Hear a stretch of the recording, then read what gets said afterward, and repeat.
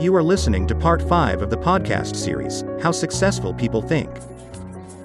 Becoming a good thinker isn't overly complicated. Simply stated, it's a discipline. And like most disciplines, it can be cultivated and refined.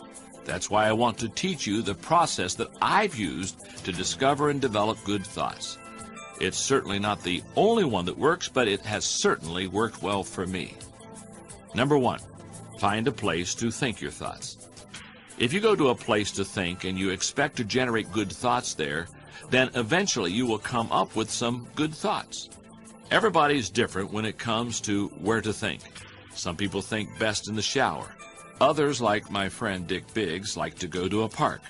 For me, the best places to think are in my car, on planes, or in my spa. Find a place where you can think and plan to capture your thoughts on paper so that you don't lose them. Number 2, shape your thoughts. Rarely do ideas come fully formed and completely worked out. Most of the time, they need to be shaped until they have substance.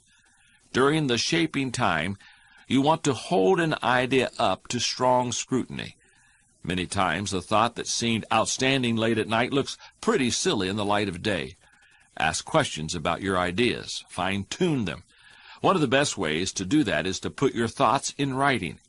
As you shape your thoughts, you really find out whether an idea has potential or not. By asking questions, you gain perspective on your ideas. Number 3, stretch your thoughts.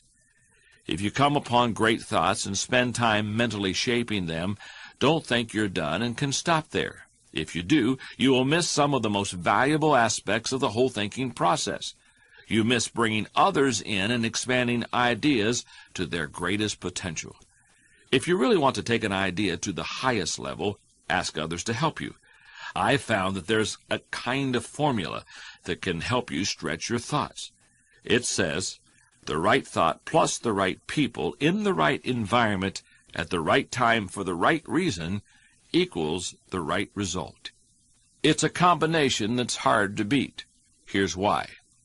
The right thought. Everything begins with the seed of an idea. The right people. When you expose an idea to the right people, incredible things can happen to that idea. The original thought often grows along with its vision, power, and impact.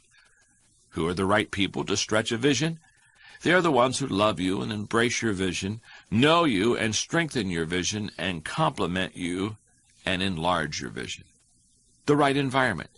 A right environment is one where thinking is valued, ideas flow freely, fresh eyes are welcome, change is expected, questions are encouraged, egos are checked, ideas stimulate better ideas, and thinking generates teamwork. If you are in a wrong environment, then you need to find one that encourages you. If you're a leader, you need to realize that you are creating the environment that you are in. The right time. Ideas are fragile things when they first see the light of day. If you try to implement them too early or introduce them while there are more naysayers than supporters, they won't survive. When you are still in the stretching stage of an idea, present it without time frames or rigidly defined goals. Thoughts must be allowed to breathe before you harness them. The right reason. J.P. Morgan said a man always has 2 reasons for doing anything. A good reason and the real reason. Motives matter. If your ideas are motivated by adding value to others rather than just yourself, people will be more inclined to help you stretch them. Sometimes a thought is only a springboard to a greater idea, but without that springboard, the great idea would never be found. Sometimes a thought becomes great when it is partnered with another great idea. And sometimes a thought is remarkable just as it is and only needs to be fleshed out. Finding a place to stretch your thoughts gives you a chance to take that idea as far as it can go. Number 4, land your thoughts. Any idea that remains only an idea doesn't make a great impact. The truth is that the real power of an idea comes when it goes from abstraction to application. If you want your thoughts to make an impact, you need to land them with others first so that they can someday be implemented.